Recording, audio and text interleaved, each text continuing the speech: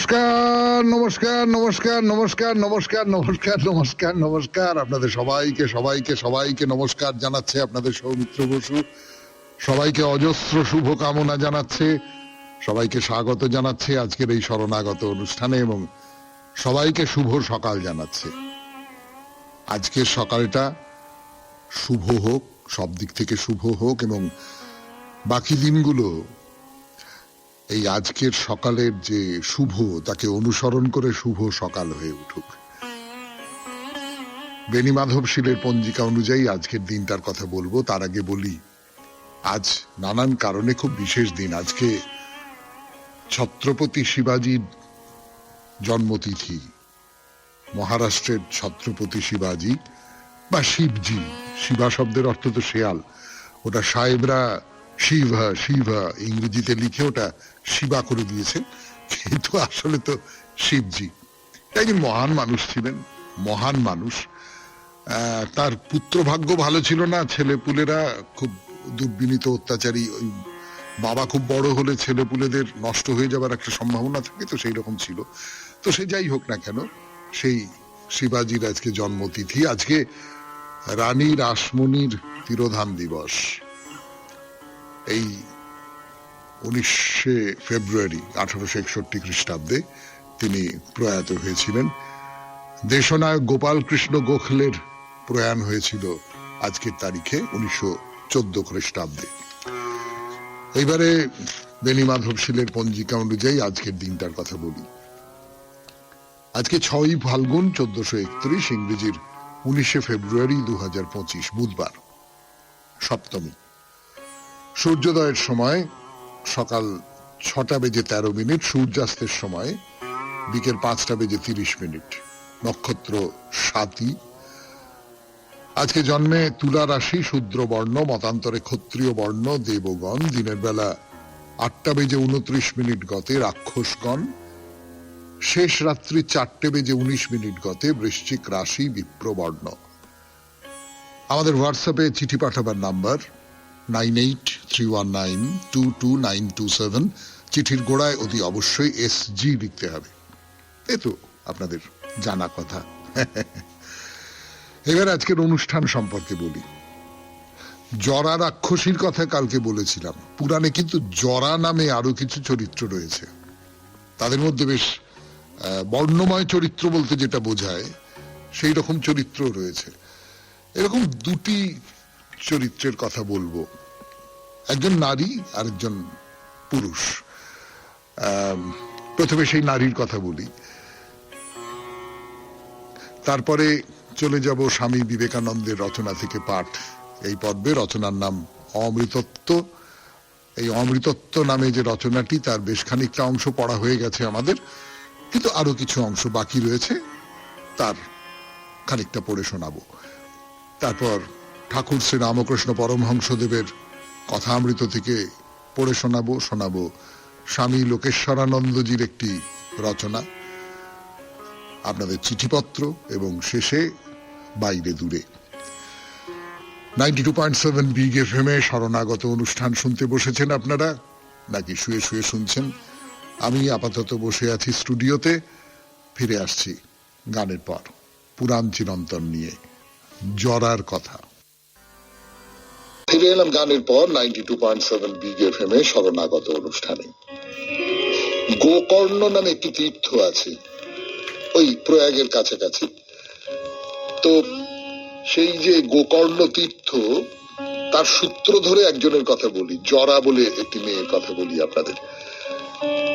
আমরা তো আজকাল খুব এরকম সব কথা বলি না, মানে আমরা যারা একটু বুড়ো সুড়ো মানুষ হয়েছি তাদের তো আজকের দিনের অনেক কিছুই ভালো লাগে না। মানে আমি সকলের কথা বলছি না, কিন্তু অনেকেই আছি, এই আজকালকার ছেলে মেয়েরা কিরকম একটা হয়েছে, আজকালকার মেয়েরা এই দেখো দেখিনি, একটা বিয়ে করলো, সেই বিয়েটা আবার ভেঙে গেল, আর একটা বিয়ে করলো, তারপরে আবার লুকিয়ে লুকিয়ে নাকি অন্য অমুকের সঙ্গে প্রেম করে, এইসব বলে আমরা গুজ এই সমস্ত নানারকম করে থাকি। তো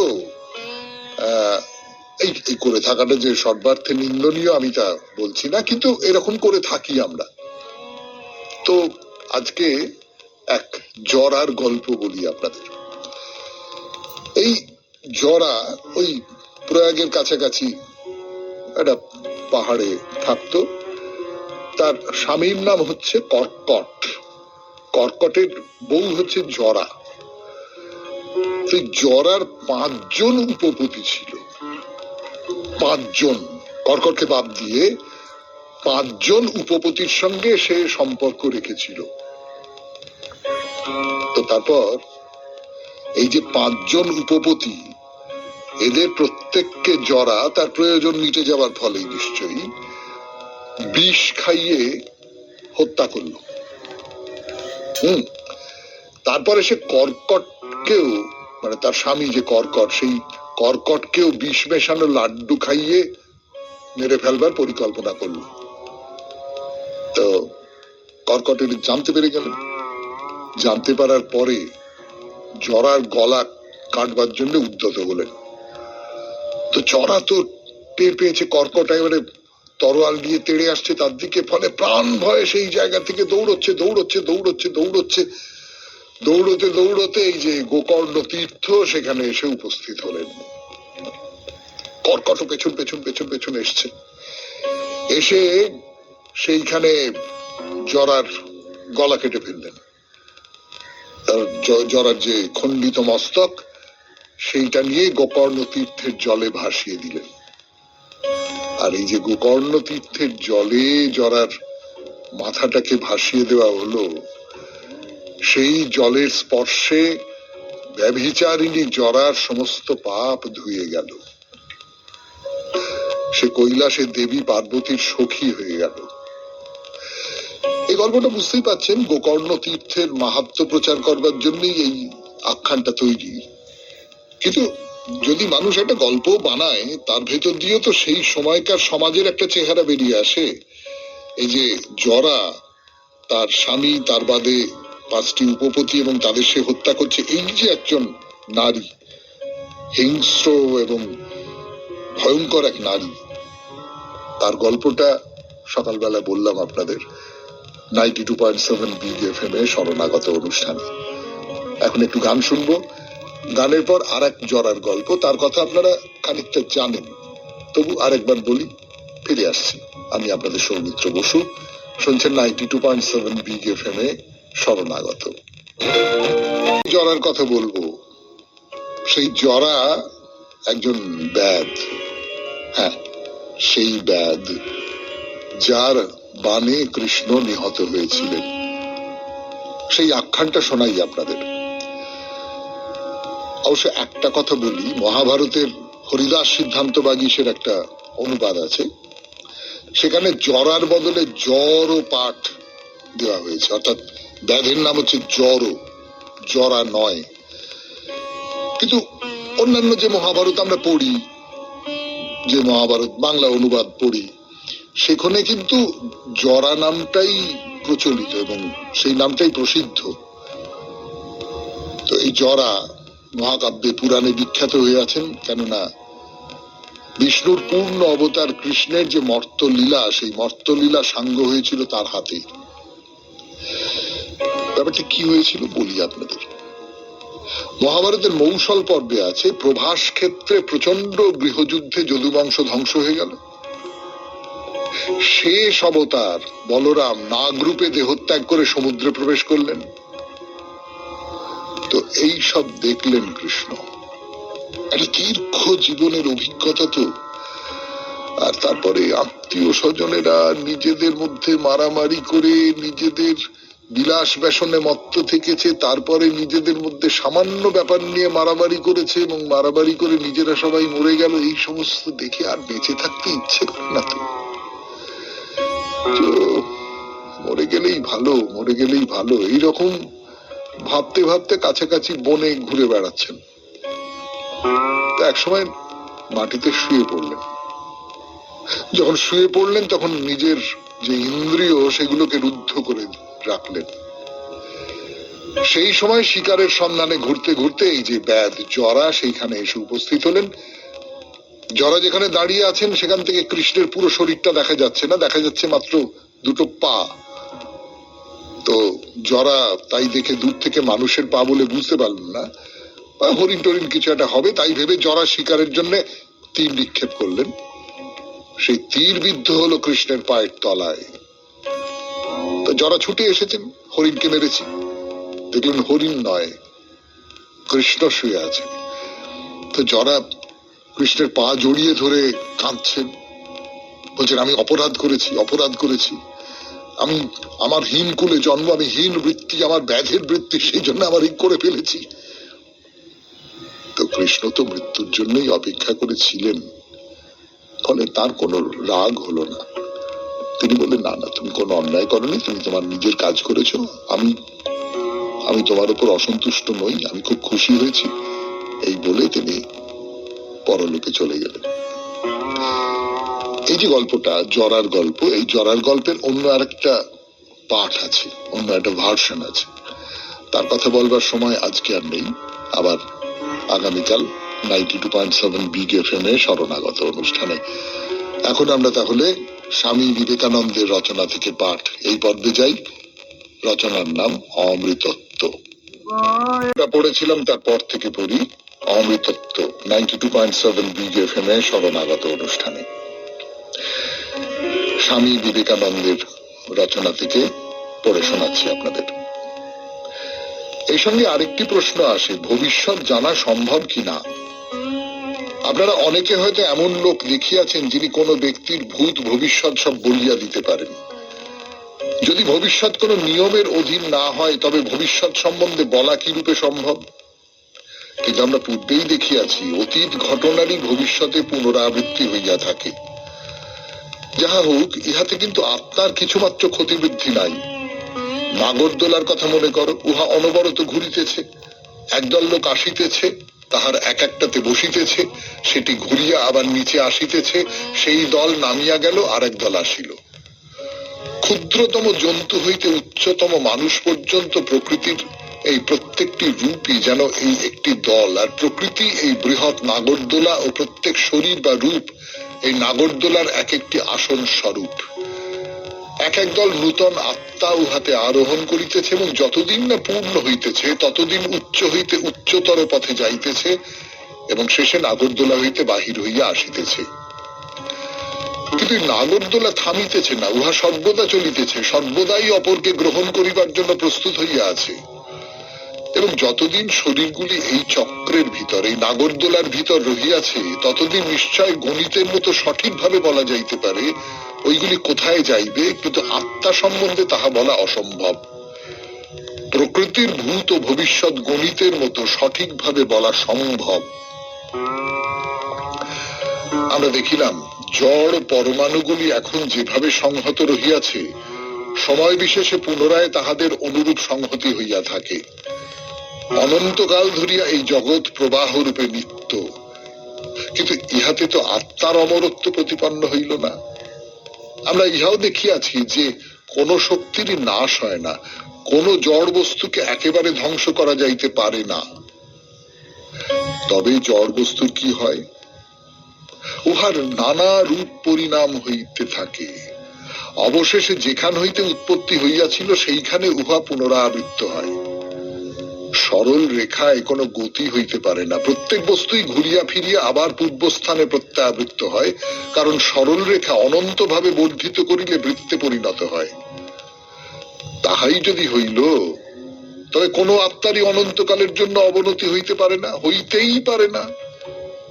এই জগতে প্রত্যেক জিনিসই শীঘ্র বা বিলম্বে নিজ নিজ বৃত্তগতি সম্পূর্ণ করিয়া আবার নিজ উৎপত্তি স্থানে উপনীত হয়।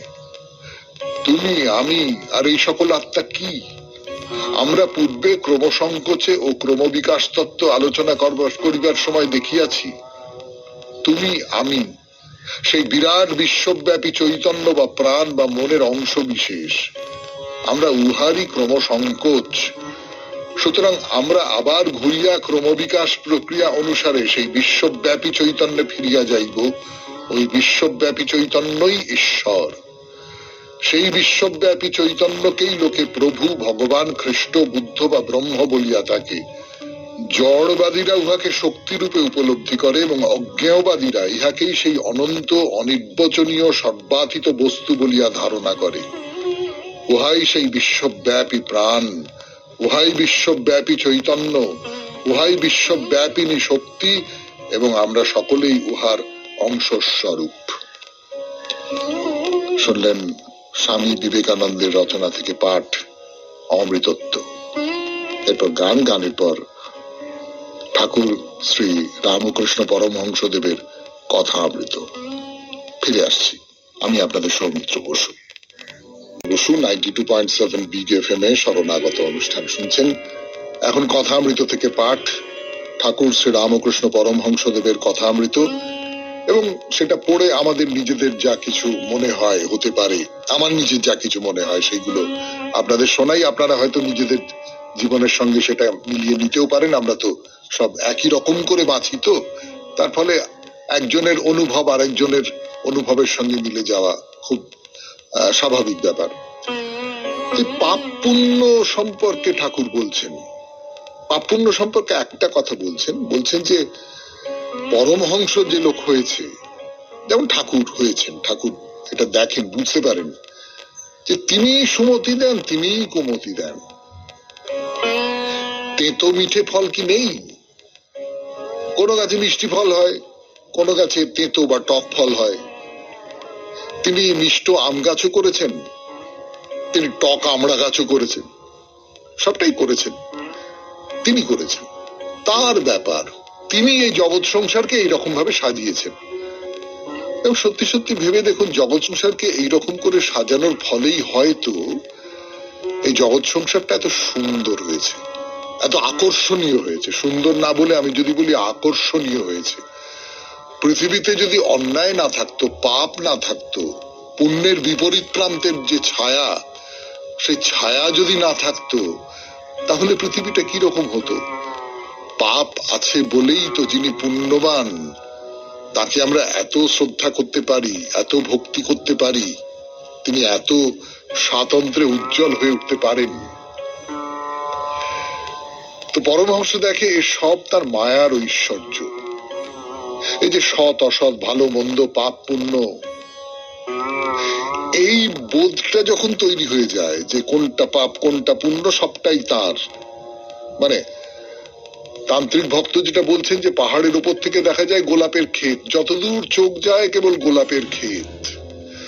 আমি আপনাদের বলবো, আপনারা যারা এরোপ্লেনে চড়েছেন, পাহাড়ের উপর থেকে তো বটেই, এরোপ্লেনে যখন আপনি উঠে বসলেন, তো বসে ছেড়ে দিয়ে বেশ খানিকক্ষণ মাটির উপর দিয়ে যায়, গতিটা বাড়াতে থাকে, বাড়াতে বাড়াতে বাড়াতে বাড়াতে একটা ছোট্ট ঝটকা মেরে সে উপরে উঠে যায়। সেই সময় যদি জানলার ধারে বসে থাকেন, তাহলে দেখবেন যে হঠাৎ করে আপনার যে দেওয়ালওয়ালা যে এয়ারপোর্টের যে চত্বরটা, তার ওপাশে বাড়ি ঘর ইত্যাদি সব ছোট্ট হয়ে গেল।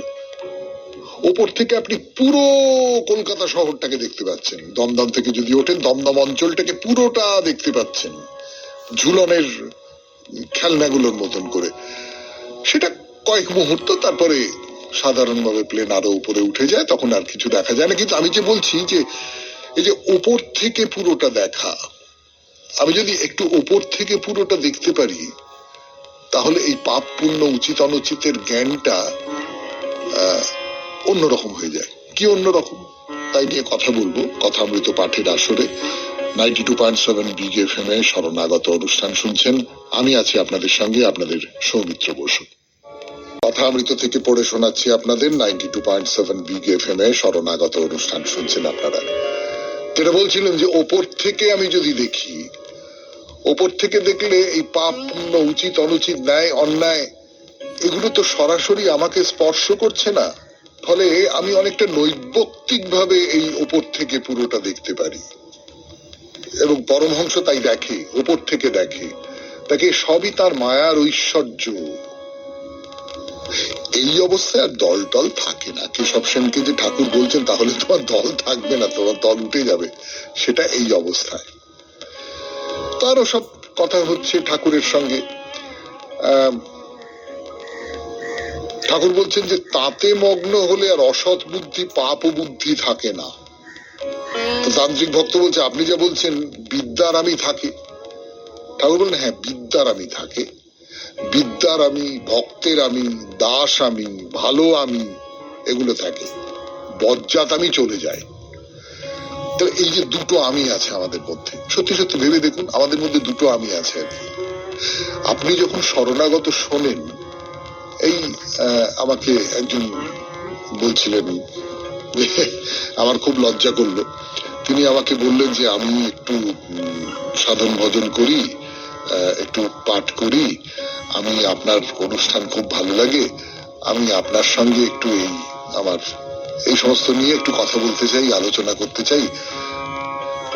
আমি বললাম, আপনি সাধন ভজন করেন, আপনি একজন সাধক মানুষ, আমি জানি না কোন মার্গের সাধক মানুষ, আমি জানি না, বলতে পারবো না, কিন্তু তিনি সাধন ভজন করেন, তিনি একজন ভক্ত মানুষ, তিনি একজন সাধক মানুষ, তার সঙ্গে কথা বলবার কোনো যোগ্যতা আমার নেই। আমি তাকে বললাম যে না না না না, এটা আমি পারবো না, আপনার সঙ্গে আমি এই সমস্ত নিয়ে, আমি ওপর খানিকটা জানি, সেইগুলো বই টই পড়ে সেগুলো জেনে আমি আপনাদের বলতে পারি, কিন্তু একজন যে স্তরেরই হন না কেন, একজন সাধক মানুষ, তার সঙ্গে কথা বলবার যোগ্যতা কি আমার আছে? কিন্তু এই যে সাধক মানুষটি, যিনি খুঁজে বেড়াচ্ছেন একজনকে খুঁজে বেড়াচ্ছেন যার সঙ্গে তিনি তার অভিজ্ঞতাগুলো ভাগ করে নিতে পারেন, শেয়ার করতে পারেন, আমি সেই লোক তো নই। কিন্তু আমি যেটা বলছি সেটা হচ্ছে আমাদের দুটো আমি আছে। একটা আমি তো হচ্ছে যে হ্যাঁ, এটা আমার বাড়ি, এটা আমার গাড়ি, এটা আমার অমুক, এটা আমার তমুক, আমি এই, আমি ওই সেই, আমি শরণাগত করি, শরণাগত অনেকে পছন্দ করে, আমি এইটা করি, আমি এইটা একটা আমি, অহংয়ের আমি, এটা হচ্ছে অবিদ্যার আমি।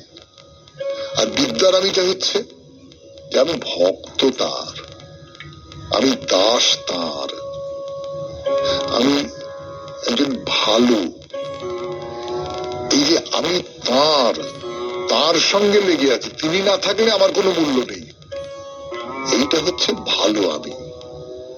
আর উল্টোটা হচ্ছে বজ্জাত আমি। 92.7 বিগ এফএম এ শুনলেন কথামৃত থেকে পাঠ, এরপর গানের পর স্বামী লোকেশ্বরানন্দের রচনা থেকে পড়ে শোনাবো। রচনার নাম দিব্যতা। 92.7 বিগ এফএম এ শরণাগত অনুষ্ঠান শুনছেন। এখন স্বামী লোকেশ্বরানন্দজির রচনা থেকে পড়ে শোনাবো। রচনার নাম দিব্যতা।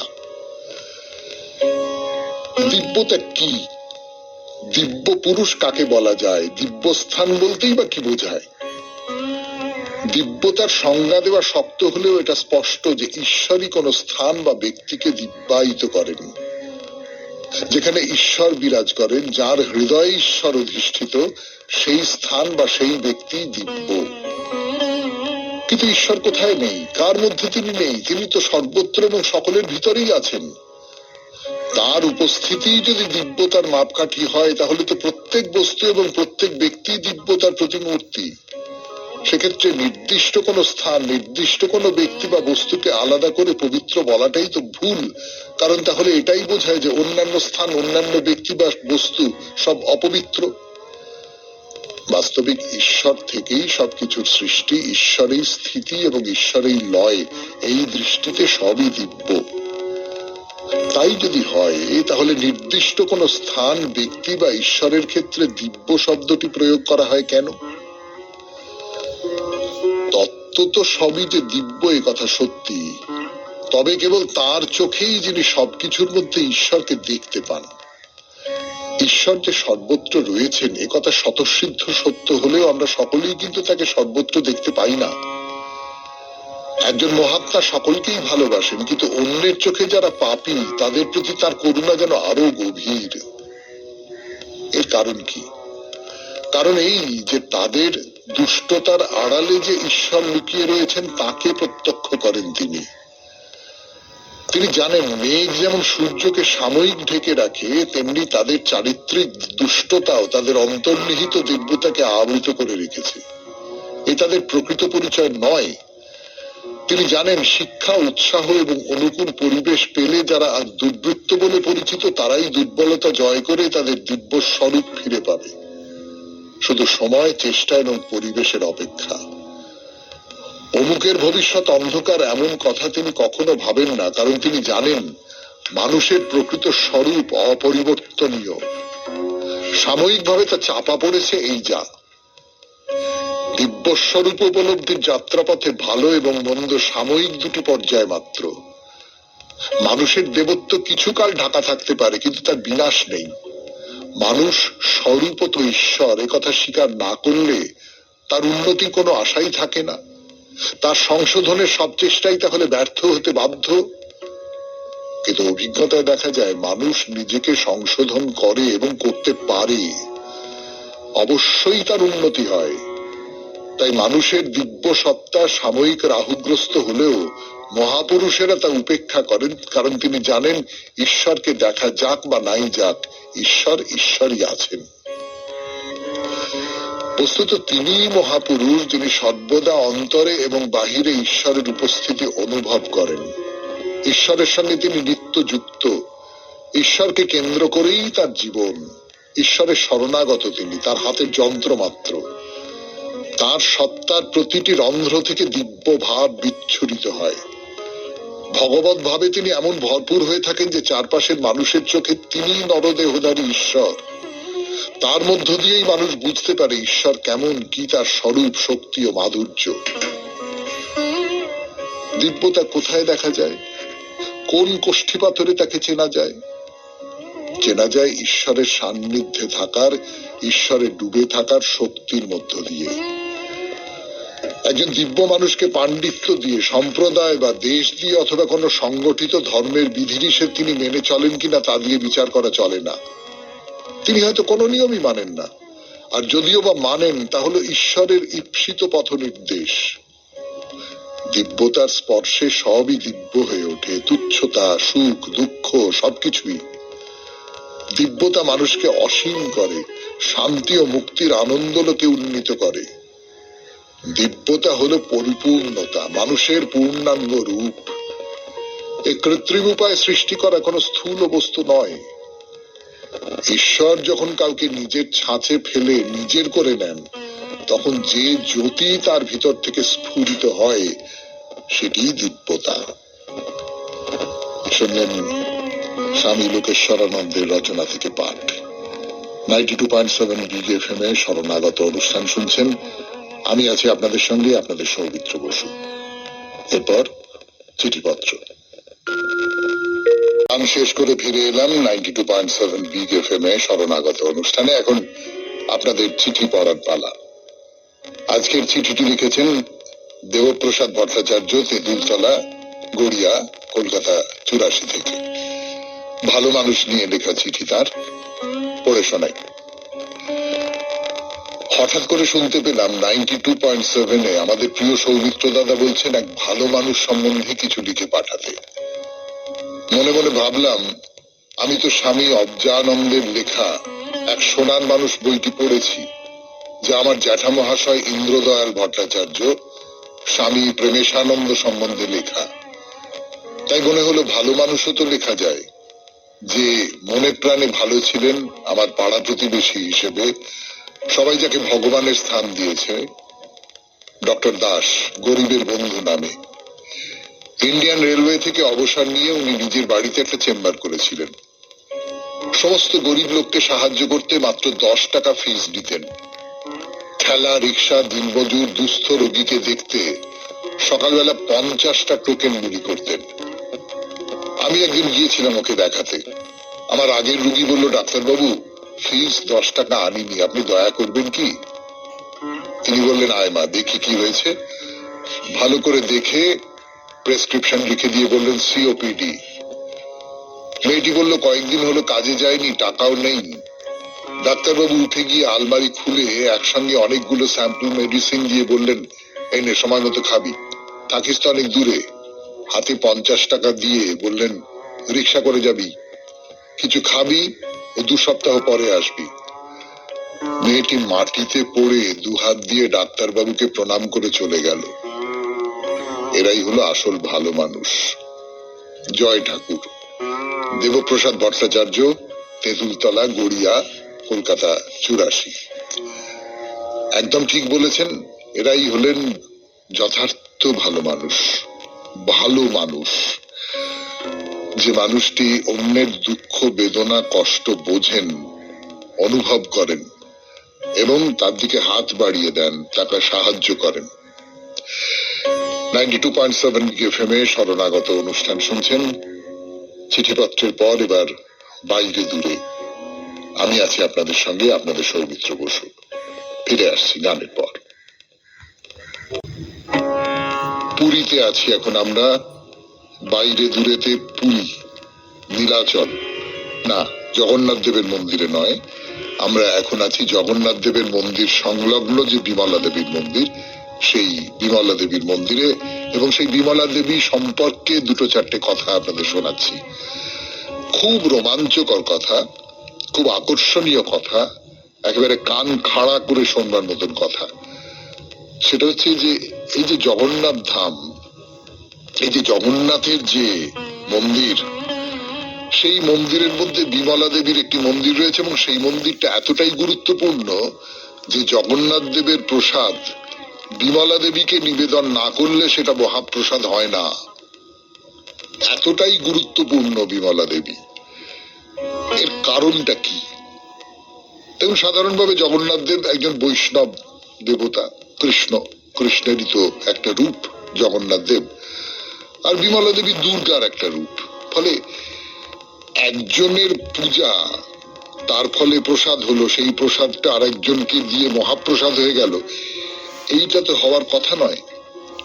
পণ্ডিতেরা যেটা অনুমান করছেন সেটা হচ্ছে সত্যি সত্যি জগন্নাথ দেব কিন্তু বহুবার পাল্টেছেন। মানে জগন্নাথ দেবের যে পরিচয়, আজকে যাকে আমরা জগন্নাথ দেব বলে মনে করি, তিনি কিন্তু নানান রকম বিবর্তনের মধ্যে দিয়ে এসেছেন।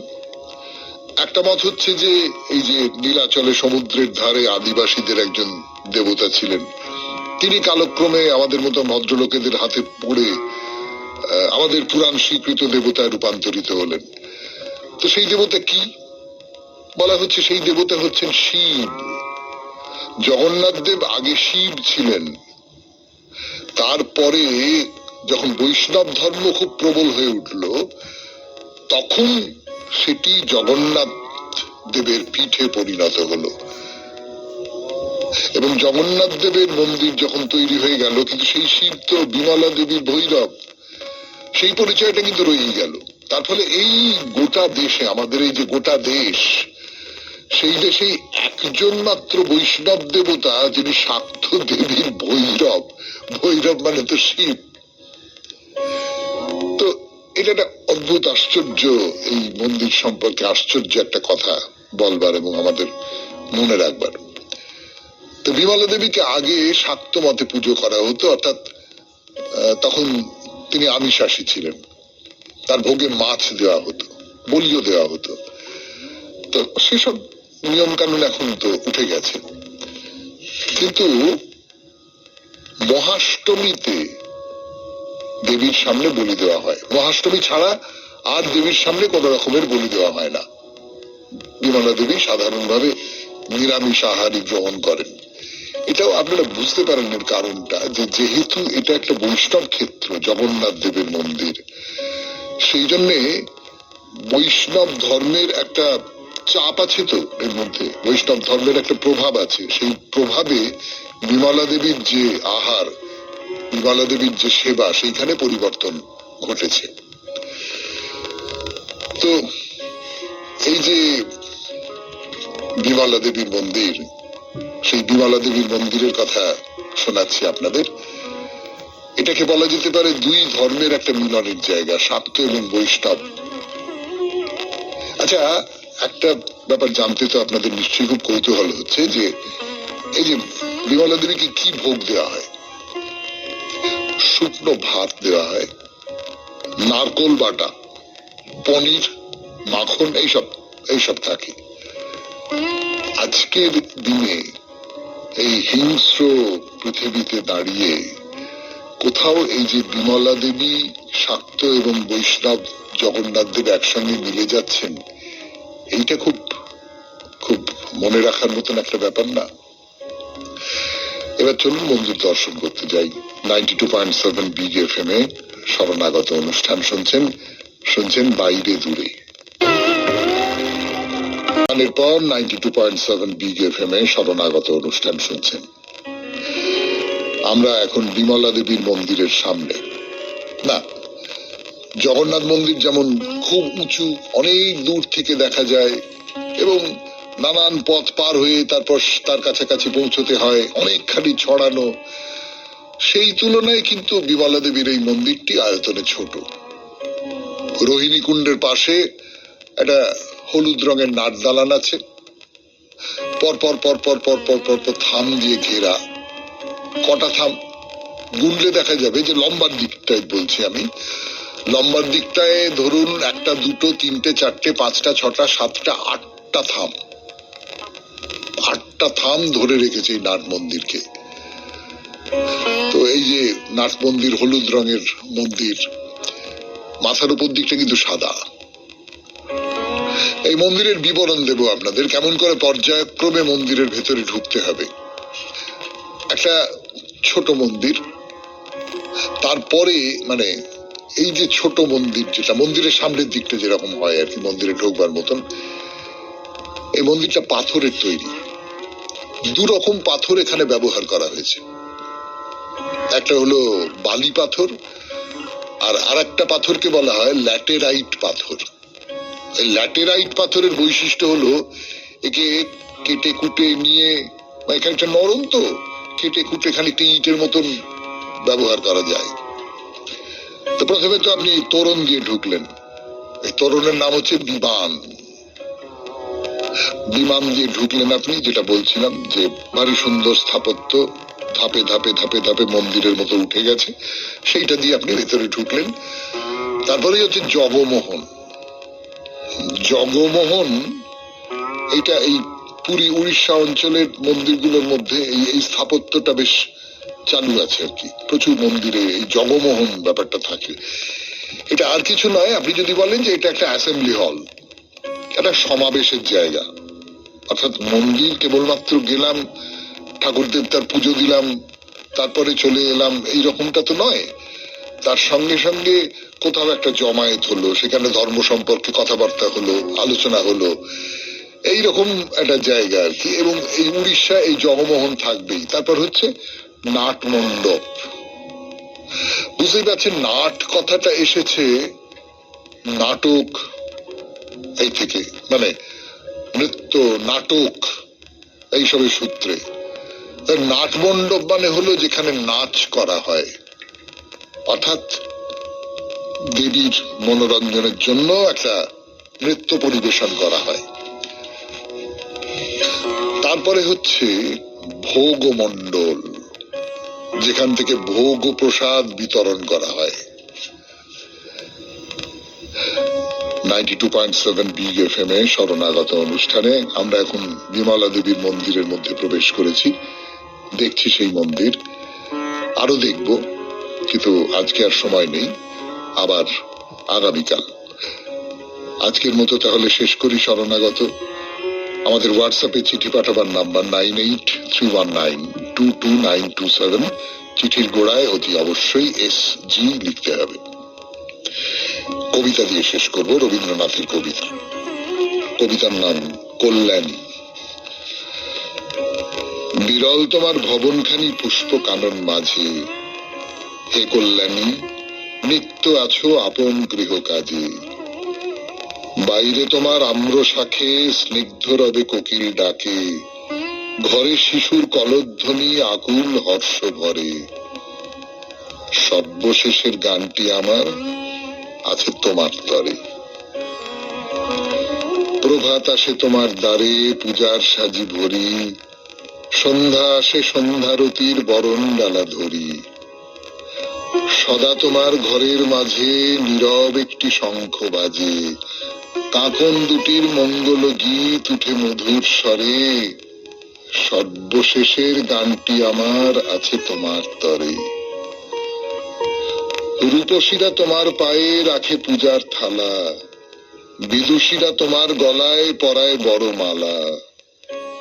ভালে তোমার আছে লেখা পুণ্যধামের রশ্মি রেখা, সুধা স্নিগ্ধ হৃদয়খানি হাসি চোখের পরে। সর্বশেষের গানটি আমার আছে তোমার তরে। তোমার নাহি শীত বসন্ত জরা কি যৌবন, সর্ব ঋতু সর্বকালে তোমার সিংহাসন। নিবে নাকো প্রদীপ তব, পুষ্প তোমার নিত্য নব। অচলা শ্রী তোমায় ঘেরি চির বিরাজ করে। সর্বশেষের গানটি আমার আছে তোমার তরে। নদীর মতো এসেছিলে গিরি শিখর হতে, নদীর মতো সাগর পানে চলো অবাধ স্রোতে। একটি গৃহে পড়ছে লেখা সেই প্রবাহের গভীর রেখা। দীপ্ত শিরে পুণ্য শীতল তীর্থ সলিল ঝরে। সর্বশেষের গানটি আমার আছে তোমার তরে। তোমার শান্তি পান্থজনে ডাকে গৃহের পানে। তোমার প্রীতি ছিন্ন জীবন গেথে গেথে আনে।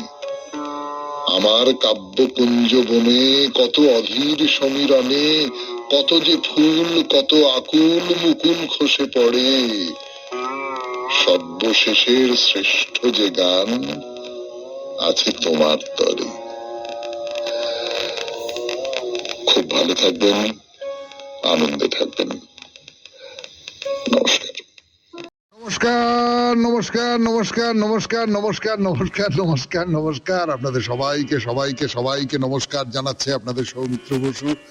সবাইকে অজস্র শুভ কামনা জানাচ্ছে, সবাইকে স্বাগত জানাচ্ছে আজকের এই শরণাগত অনুষ্ঠানে এবং সবাইকে শুভ